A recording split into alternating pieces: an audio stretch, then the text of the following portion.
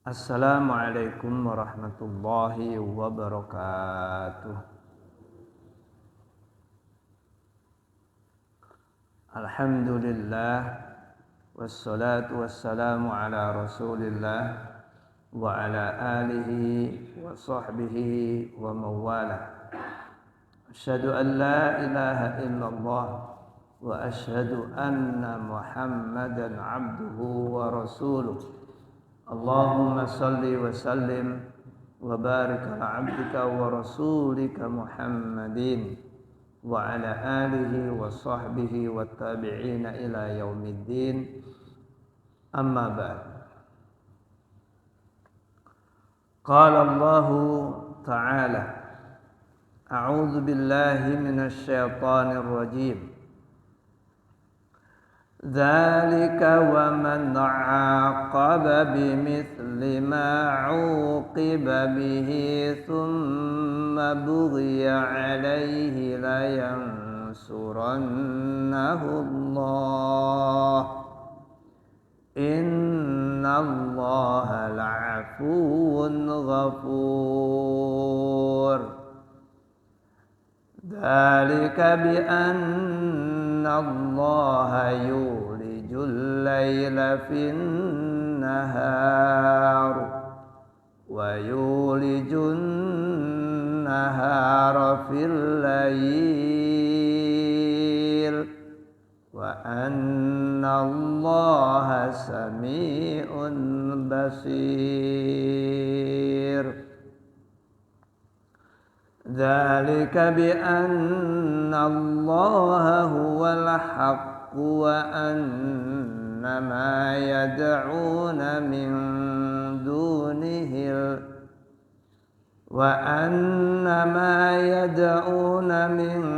dunihi huwal batil wa anna Allaha huwal aliyyul kabir.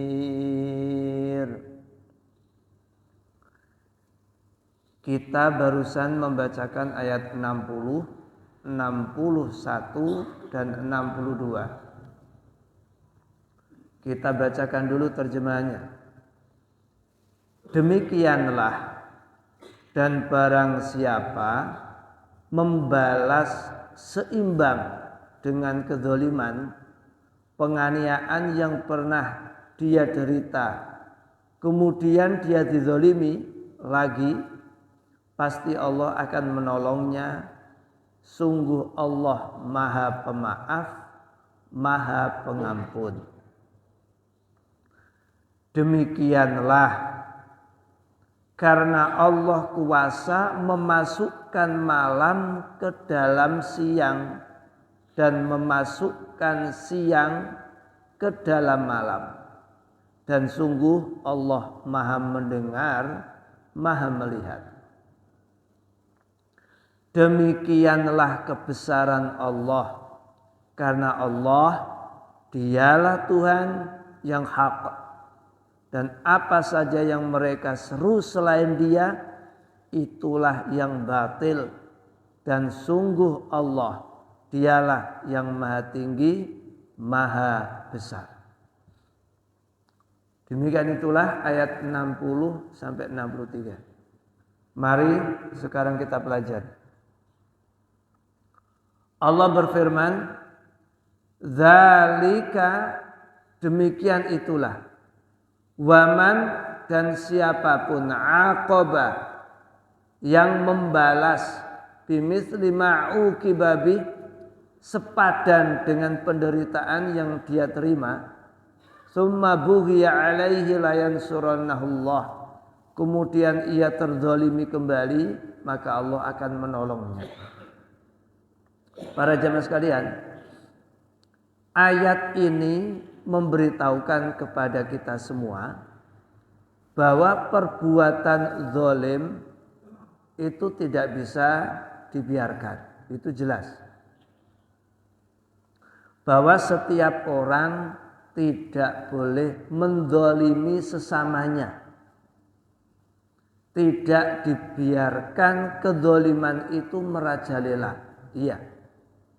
Karena itu dalam ayat ini terbuka peluang bagi orang yang terzolimi untuk membalas kedzoliman itu dengan yang serupa. Zalika, demikian itulah, wa man aqaba, barang siapa yang membalas. Aqaba itu berarti iqab. Iqab itu berarti memberikan hukuman. Artinya siapapun boleh menghukum sesuai yang dideritanya. Jadi boleh membalas. Ini ada hubungannya dengan pembukaan surat juz 6. Coba kita lihat ya. Surat An-Nisa ayat 148 Allah berfirman, la yuhibbullahu jahra bisu'i minal qawli illa man zulim wa kana Allahu sami'an 'alima. Berbicara tentang kedzaliman. Coba, Allah tidak menyukai perkataan buruk yang diucapkan secara terus terang kecuali oleh orang yang dizalimi. Yang ingin kami sampaikan, di juz 6 awal itu Allah sudah memberikan sinyal bahwa orang yang terzalimi itu boleh membela diri. Di antara bentuk pembelaan itu apa? Dengan kata-kata. Perkataan kasar, mencela, mencemooh, itu awalnya tidak boleh. Tetapi mencela dan mencemooh itu menjadi boleh apabila dalam kondisi terzalimi. Coba. Itu sudah kita lewati, itu awal juz 6. Jadi orang yang marah boleh ketika ia membela diri karena terzalimi. Orang mencela awalnya nggak boleh. Tapi kalau dalam kondisi terzalimi boleh. Karena orang yang terzalimi itu berhak membela diri.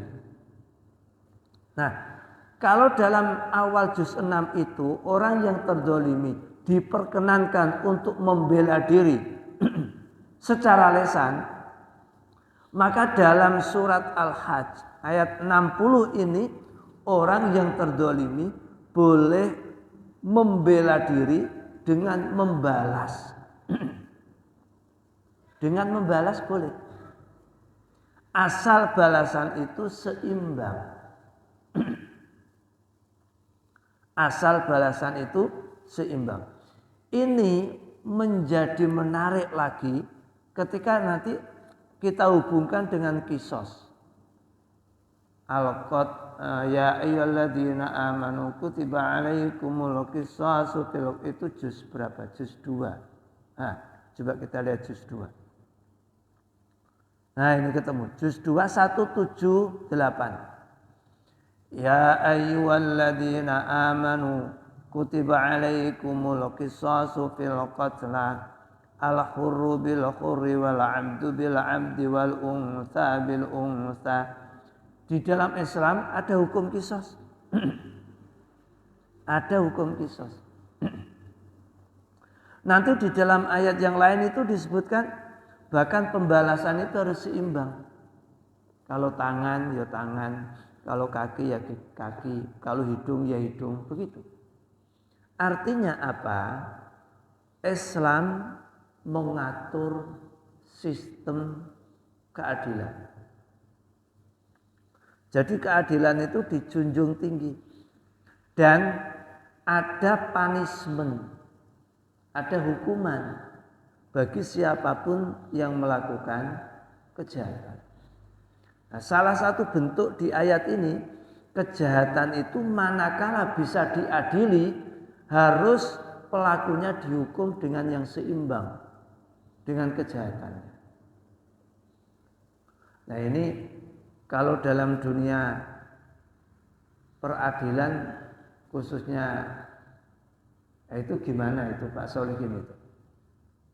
Kalau dalam mahkamah gimana itu? Dalam undang-undangnya gimana itu? Ada nggak seperti itu?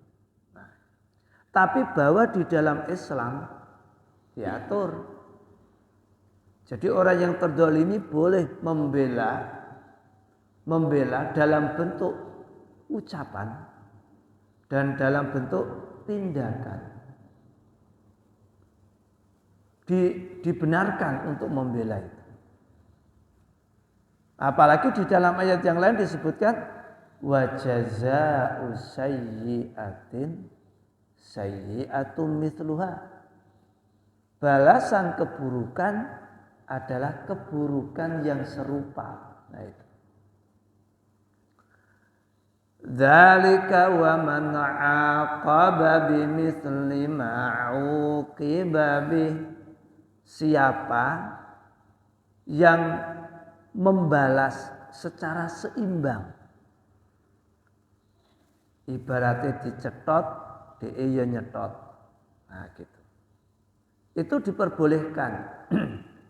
Diperbolehkannya orang yang terdolimi membalas itu adalah dalam bentuk pembelaan.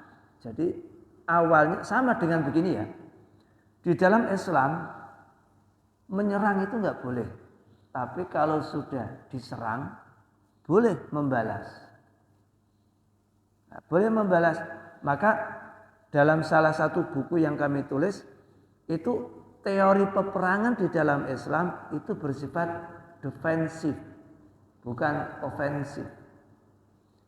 Perintah perang di dalam Islam itu bersifat pembelaan, bukan mengawali perang.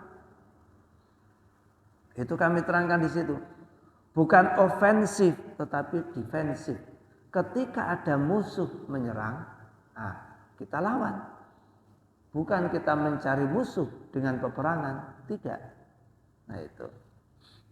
Sama dengan ini, bahwa setiap umat manusia, setiap jiwa itu dilindungi haknya dilindungi, termasuk mendapatkan keamanan, mendapatkan jaminan kesehatan, bisa hidup wajar, itu dilindungi di dalam Islam. Makanya apa itu al-maqasidul khamsah atau 5 tujuan dasar Islam dihadirkan ke muka bumi itu harus dijaga. Jadi nanti kalau kita belajar usul fiqh itu ada namanya al-maqasidul khamsah. Ada 5 tujuan dasar dari diberlakukannya syariat Islam. Itu salah satunya adalah al-muhafadzah ala nafsi, menjaga nyawa. Nyawa itu dilindungi di dalam Islam. Makanya di dalam Islam membunuh satu jiwa faka'an nama qatalan nasa jami'a, seperti membunuh seluruh umat manusia. Membunuh satu jiwa tanpa dosa itu sama dengan membunuh manusia seluruhnya. Coba. Itu bentuk konkret bahwa Islam tidak membiarkan kedzaliman merajalela. Tidak boleh. Karena itu di dalam hadis Rasulullah SAW bersabda, unsur akhaka madluman au dzalima. Bantulah temanmu baik yang terdolimi atau yang didolimi. Yang didolimi itu harus dibantu, ditolong, dibela, diberi perlindungan. Begitupun yang berbuat zalim itu harus dibantu. Nah saat itu kan ditanya Rasul,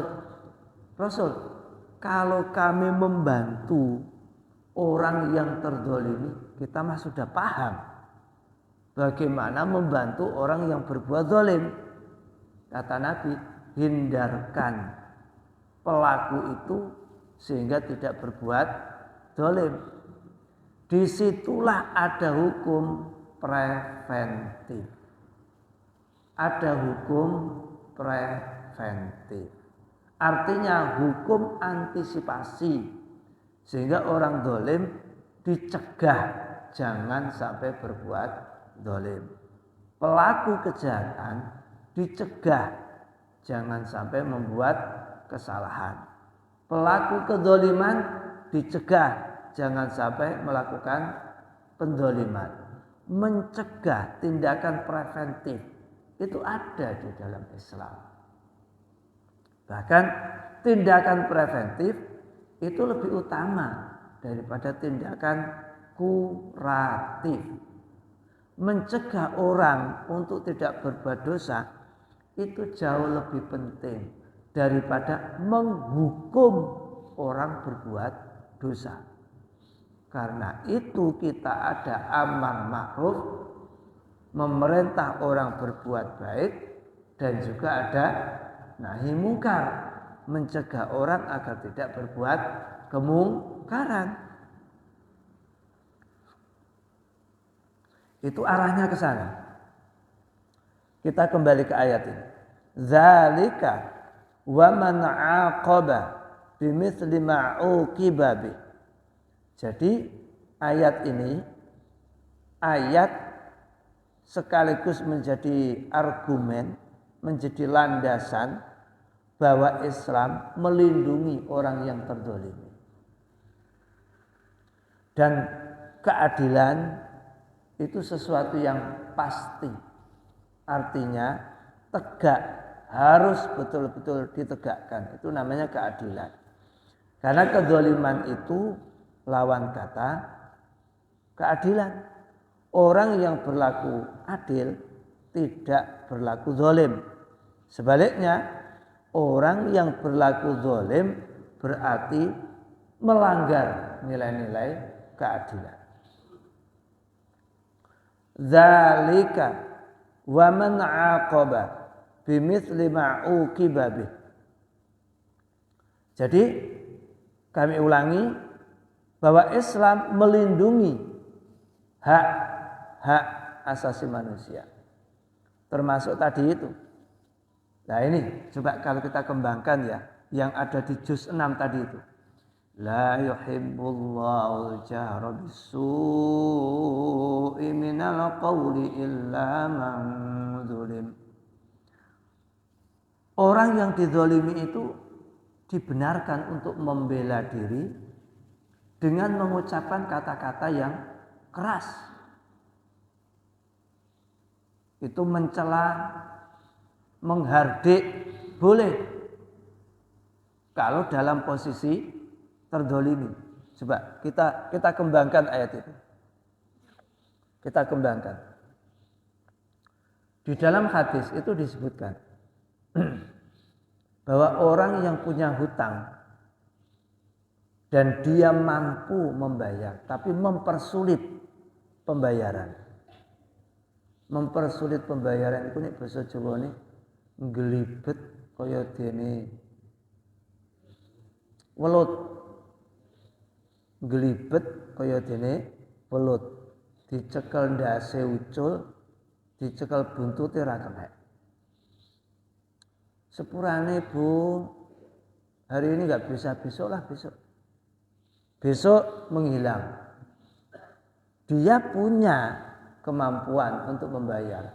Tetapi 1001 alasan digunakan untuk menunda. Itu kalau di dalam Islam boleh itu. Dicela, dicaci, boleh. Nabi sendiri kan ketika ada orang Yahudi nagih hutang kepada Nabi, itu kan Nabi dicela. Ketika mau dibela sama sahabat, jangan, kamu gak usah membela saya.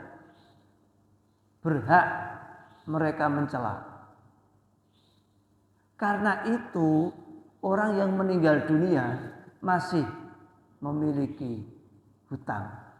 Nabi kan gak mau menyolati. Makanya kalau Nabi itu diberitahu, Nabi ada orang meninggal, ditanya, punya hutang gak tuh? Enggak Nabi. Ya wes, ayo tak sholati. Tapi kalau jawabannya, punya hutang? Punya Nabi? Nggak ada enggak yang mau melunasi? Kalau enggak ada ya sudah, kamu aja yang nyolati. Tapi saat itu ada Abu Bakar itu. Nabi, saya yang menjamin. utangnya. Oke? Nabi sholat. Kalau nggak ada yang jamin, ya sudah kamu aja yang nyolati, saya nggak usah. Sampai segitunya di dalam Islam. Artinya apa? Itu sesuai dengan al-maqasidul khamsah. 5 pilar dasar tujuan syariat ditegakkan. Apa itu? Termasuk hifdzul mal, melindungi harta benda.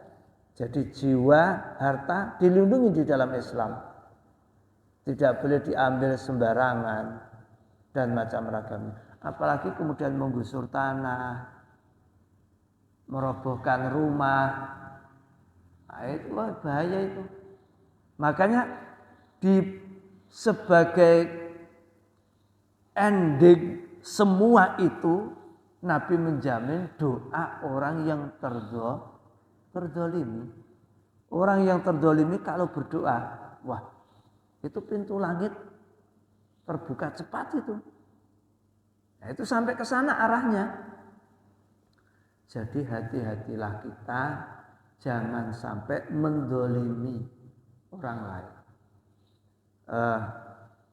Ada sesepuh itu pernah dalam diskusi itu ngobrol ke saya, menyampaikan, sesepuh itu bilang begini, saya ini sampai usia sekarang itu niteni. Niteni itu apa bahasa Indonesianya apa? Niteni.